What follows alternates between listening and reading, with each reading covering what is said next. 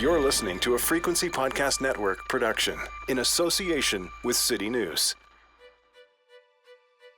Don't bring your phone into the bedroom, they say. It'll wreck your sleep, they say. This past Thursday night, I was feeling reckless and had my cell phone right by the bed. Early Friday morning, in a foggy half-sleep, half-awake, mostly reptilian brain state, I reached out for my phone. It was around 5:20. And did what I know I'm not supposed to do. I grabbed the device in the half dark and started looking at my messages. And there it was. I had forgotten to answer this one message. I'm sure the recipient will appreciate my 5 a.m. response to her day-old message. So I responded, I hit send. And then I saw it. No signal. My Wi-Fi was strong. My cell was down, like down goes Frasier down. And I was thinking, maybe it's just my phone. Nope. This time it was a true technical knockout. A quick scroll through of Twitter confirmed it. Rogers, one of the largest communications networks in the country, and also, by the way, the owner of Frequency Podcast Network, and therefore this very show, was down and having no luck getting back up in a timely fashion. It was down for around 15 hours altogether. Just like that. No cell service, no internet, which meant no banking, no shopping for many, no calls to 911 for any of their customers. It was a wake-up call on many levels. This week, Ottawa called telecom CEOs to the table to talk about ways to prevent future large-scale disruptions. Ottawa demanded a plan from telecom providers within 60 days. The CRTC has launched a full-scale investigation. But many of us are still left wondering, how could this happen? What does this say about the telecommunications framework we live under? What's the government's role in all of this? What solutions should we be pushing for?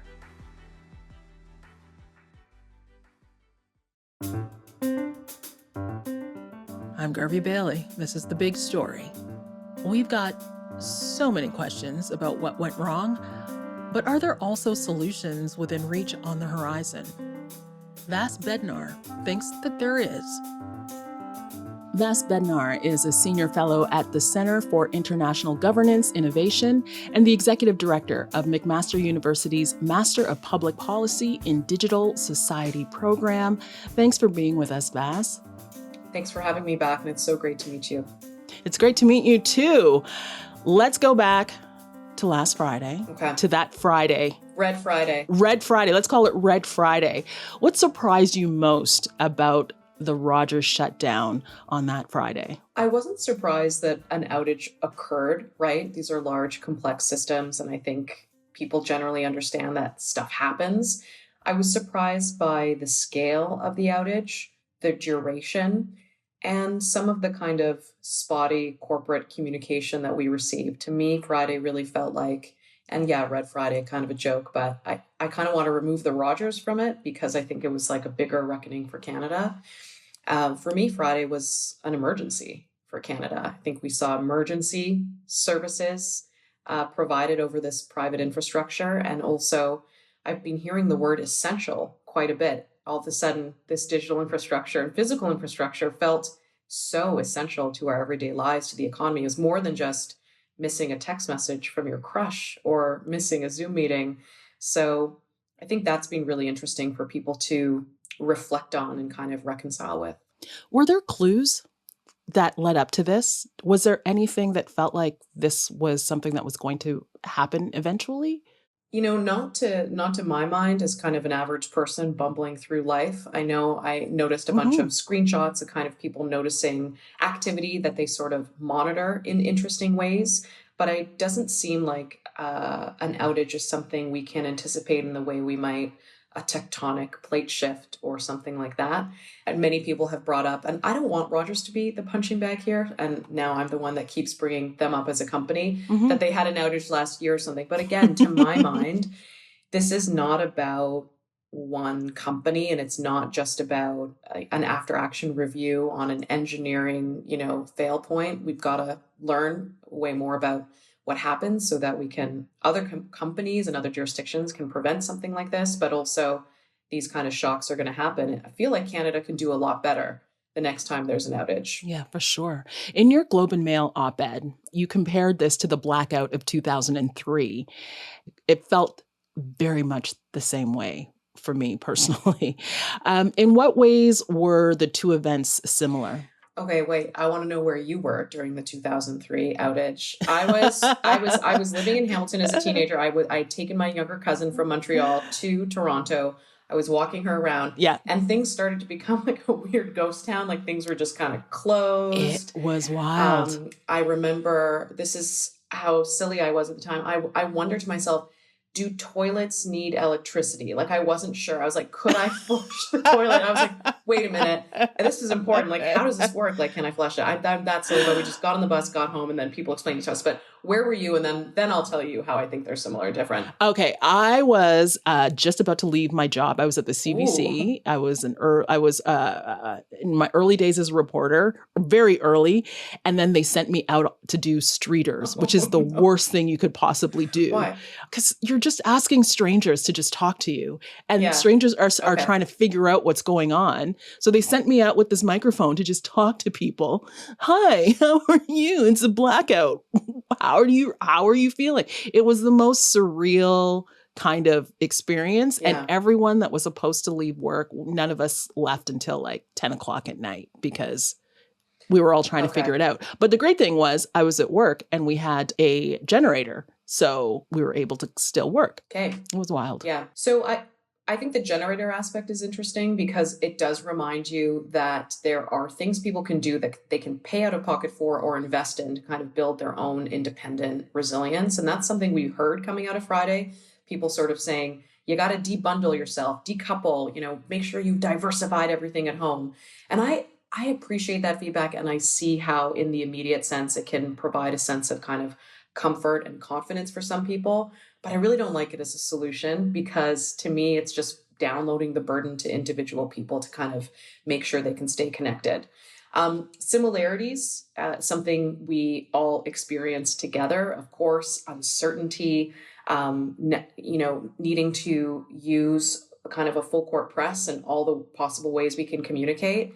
We didn't have consistent communication over radio with the Red Friday. We didn't have emergency alert banners on key news kind of televisions. We didn't use the emergency alert system that we have right now. I know if your phone was bricked, you can't get an emergency message, but the people around you can, right? We had to sense make. We didn't know who was vulnerable. I also wouldn't have minded, and I know we have legislation, of course, around spamming people, but I would have accepted an email from Bell, which is my home internet provider, telling me, here's how if you have a phone with this, here's how you can access emergency services, or here are ways you might want to support others. Because I appreciate the differences from 2003. And I think there's a romanticism to sort of thinking back to 2003 because it was 5 years before the App Store launched. Not everyone had a cell phone. If you did have a cell phone, it was like a huge deal to have a camera phone. I actually had to look that up. Whereas now, I do think the internet and cellular services felt more like electricity in our lives because we saw how the economy was so kind of hobbled and hamstrung. I think Red Friday was embarrassing, if not humiliating for Canada. And again, I'm using that strong word of emergency, but it was an emergency to have Canadians not be able to access 911. That can never happen again. We need to work very hard. And I know smart people are working hard on this, but I think that's a great goal. And I think Canada as a country needs to own this and needs to reflect back. What did we learn? Not just about engineering, but also about communicating to the public, connecting people to emergency services, and how to go into that mode and give citizens the information they deserve, not sporadic corporate communication. Sure. You speak to it as a national sort of reckoning, but I'm thinking about what's happening around the world with telecommunications and the way we differ from providers abroad and what we might be able to learn from the way the systems are set up in other countries? Yeah, I mean, there's tons we can learn. I think what's fascinating about our telecommunication system in Canada, one, the way it's regulated is really complex. It's tough to learn about. I've been doing some, independent reading. So for anyone listening who can't totally wrap their head around it, I sort of want to say that's normal. And part of why that is just because it's a little Frankensteinian. We've built it over time. It's evolved over time. The system we have now is not the system that was necessarily initially envisioned because we've had these new products and services, right? So, in terms of what we can learn from other jurisdictions, some jurisdictions like Australia, which is a good counterpoint to Canada just because of the similarities in terms of geography and how the population is distributed, they actually decouple um, competition that's based on facilities. So facilities refers to the physical infrastructure, the wires that go to your house or your place of work. They decouple that from the services-based competition, and the services are what's layered onto that physical infrastructure. So an independent service provider, you hear ISP.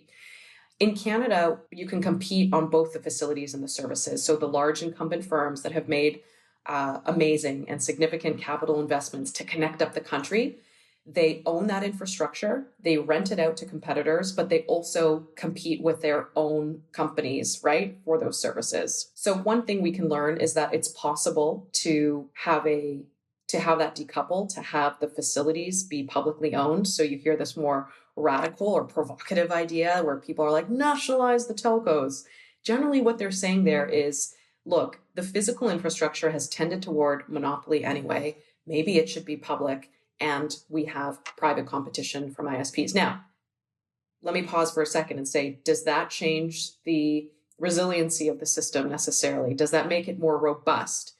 I mean, not necessarily, but also maybe, probably, because when something is managed as a public asset in that way, in a public good, the incentives are different. Again, private companies beholden to shareholders who need to return value to those shareholders, not value to everyday Canadians necessarily. And part of why the broader conversation gets so muddled is because you get people sort of saying, why am I paying more money year over year for this? Like, what's the quality of this service? So one thing we can learn from other places is that you can decouple that form of competition and it could contribute to a more robust network. Another thing we can learn is just from the innovation and iterations we're seeing in Canada. So there are a bunch of municipalities that are starting to link up their fiber optic cables. I didn't know this, but I didn't know enough about it is what I mean. But cities lay down fiber optic cable often when they're doing new transit projects. We have it at smart traffic lights, sewer and water treatment plants, but they're disconnected. It's not quite a network. So the city of Toronto, I'm speaking to you now from Toronto, is considering, okay, is it worth it for us to make the capital investment to link up this existing fiber network so that it's municipally owned, so that it's ours? Like almost like a marketplace or an app store, right? Where we're starting to think about from a competition perspective what it means to own and operate that platform. Last thing I'll say to you, and I hope it doesn't sound too silly, but if you want to zoom out with me all the way to outer space, we have a constellation of low orbit satellites now. Right. And this is a space in outer space where we are pretty comfortable with a foreign owned competitor competing in the space. So the most infamous one is Elon Musk owned Starlink. We've got a Canadian company, Telesat, with a lot of investments from government that could be a novel Canadian competitor.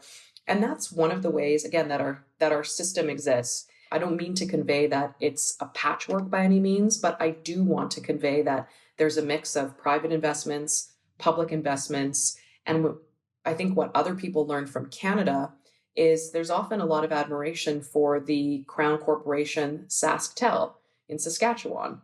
That is a model and, not a total hypothetical because it exists there and there's things we can learn. So I will stop rambling and just say, what can we learn?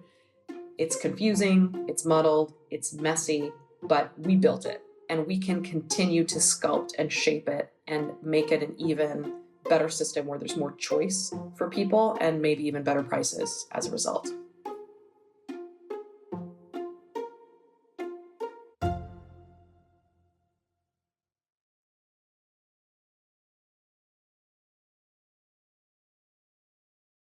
Okay, so let's move from blame and move into solutions. The telecommunications giants were brought to the table by our Minister of Innovation, Science and Industry, François-Philippe Champagne. What was the thrust of that meeting? So I know the external optics kind of made this meeting seem like the CEOs were being called to the principal's office. But I think the minister did something really important, which is, again, not just singling out one company, speaking to all the companies together and starting to focus on what are the areas that we can collaborate on. So, number one that comes up to my mind and what I was anticipating. So, the minister tweeted, just to get that out of the way, that he directed the companies to reach agreements on three things. The first was emergency roaming, two was mutual assistance during outages, and three, a communication protocol to better inform the public and authorities during telecommunications emergencies, and the outage will be investigated by the CRTC as well. Awesome. I think that's a great plan. And on the emergency services, what that would mean if we're able to implement it, which I think is something, again, worth celebrating as Canadians. If Rogers is down in the future, your phone would automatically connect to Bell in a way that when and if you travel, your phone kind of automatically connects when you're roaming to AT&T or Verizon in the US, right? So emergency roaming basically means established conditions for when you would allow that to happen domestically. Because right now, my understanding is that it's blocked by the towers. Those towers read that you're or like interpret magically or something that you're on a competing SIM card and they reject you. So what basically happened on Red Friday is that Rogers was out, but people were then, rejected back to, I don't know, I'm being like basic, rejected, but were rejected by other towers that actually could have connected them up to a network, or at least for emergency services purposes. Okay, Shaw and Rogers are discussing a merger with the Competition Bureau, which would be more consolidation of power in the telecom sector. Does this Rogers outage sway those talks in any way? And if they do, how? So the proposed Rogers-Shaw merger is just so fascinating because when it was initially proposed, two things happened. One, I think a lot of Canadians sort of jolted up and were wondering, is this actually a good idea? Like, is this a joke? Is this from The Onion or the kind of the Beaverton here or CBC PitchBot? Because people had this natural reaction that, okay, there's already a kind of oligopolistic situation in the telecoms, so what's the benefit to me? The second thing that happened is people started learning a little more about the weirdness of Canadian competition law. I sort of joke that it's this one simple trick in our current law that is actually set to be comprehensively reviewed by this government. So that's why it's an extra interesting time, because we're getting to a point where Canada might actually totally rethink how we approach mergers like this. And yet we have this really historic proposed merger kind of sneaking in ahead of that happening. Third thing that I want to emphasize about the weirdness is Canadian competition law places this emphasis on efficiency. So as long as a merger, it's kind of a get out of jail free card. I'm certainly oversimplifying it.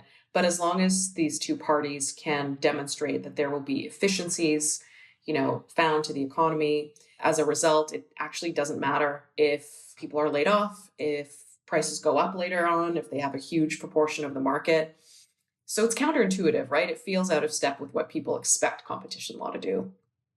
But it is one thing to make that efficiency argument to something like a competition tribunal or the competition commissioner. It is another thing to try to make that efficiency argument back to everyday Canadians. And I don't think Rogers Shaw has been doing an effective job of that. People, I think, are appropriately skeptical and uncertain about it. So will Red Friday affect the proposed merger? I've seen different speculation about it. There's nothing in competition law directly that should shift, the terms of the merger. But I think changes to their share prices, potential bad press associated with Rogers, maybe concerns about the potential fragility of these systems. Again, I want to divorce it a little bit from Rogers just because I think whatever it was that happened probably could have happened to any one of the three large companies. So we all have to be learning from it. But what the efficiency stuff reinforces for us, and some of my research colleagues have been chatting a bit about this, Keldon Bester, Robin Shabon, is that what about the sources of regional resilience, right? How do we think about resilience in a system that is sculpted by efficiency, right? So that we can also return value back to shareholders and not back to everyday Canadians. So good things happening from both these events with the proposed Rogers Shaw merger, people wanting to learn more about how competition law works or doesn't work, how does a merger get reviewed. I think that's important to learn. And with Red Friday, starting to think and understand more about, okay, how does the system work and how did we get here and where are we going?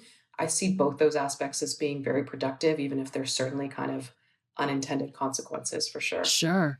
I think the other thing that has brought up is a kind of urgency around change. People have seen how their lives just in an instant, our lives were shifted completely. We had to think about everything differently. We had to talk to our neighbors. Do you have Wi-Fi? Can I get on your, there were so many things that shifted.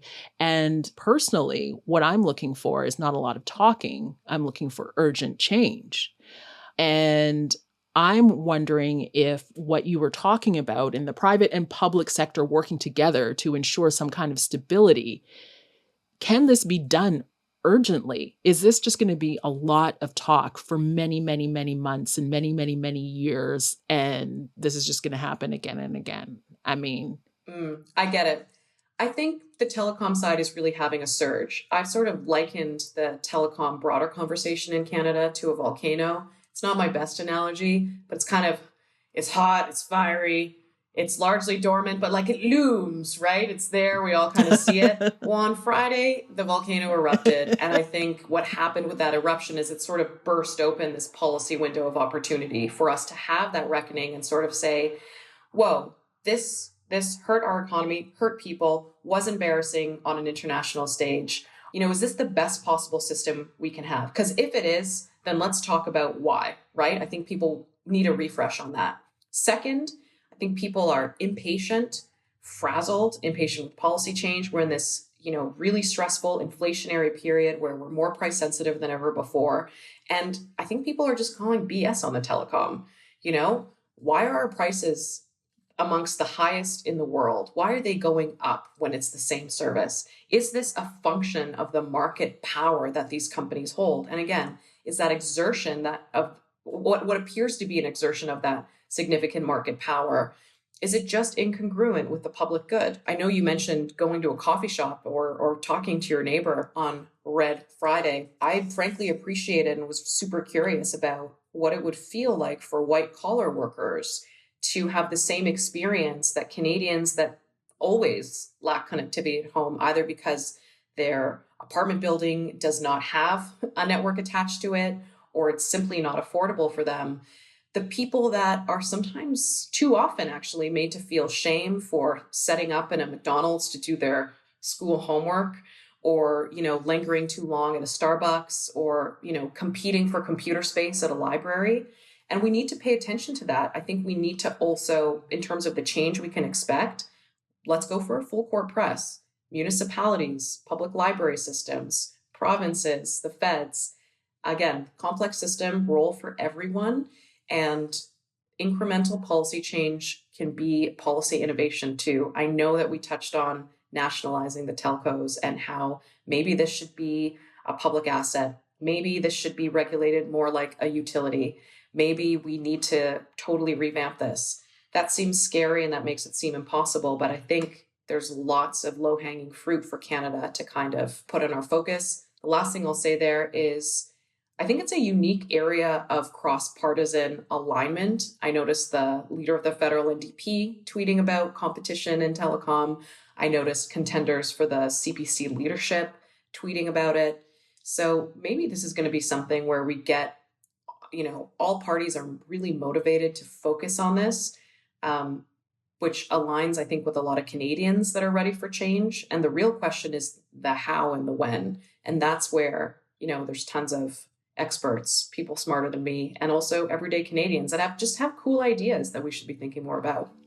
I don't think there's people smarter than you, and I really appreciate you and your smartness taking the time to give us the sort of from space view of what's happened and what's happening, and how we as Canadians can kind of push the needle. It's in our hands to as you say, pick some of that low-hanging fruit. Thank you so much, Vass, for being here today. Thank you. I'm looking forward to staying in your orbit. Vass Bednar is the Executive Director of McMaster University's Master of Public Policy in Digital Society program. She currently writes a newsletter about Canadian startups and public policy called Regs to Riches, and you can check out her byline in the National Post, the Hub, the Financial Post, and the Globe and Mail. That's where you can find Vass's latest opinion piece, The Rogers Outage is an Opportunity to Change How We Think About Our Digital Infrastructure. That was The Big Story. For more, head to thebigstorypodcast.ca. Find us on Twitter at TheBigStoryFPN. Talk to us anytime via email, hello@thebigstorypodcast.ca. And of course, you can call us at 416-935-5935. If you're able to review this podcast, please do so. It'll be really nice to hear from you. I'm Garvey Bailey. We'll talk tomorrow.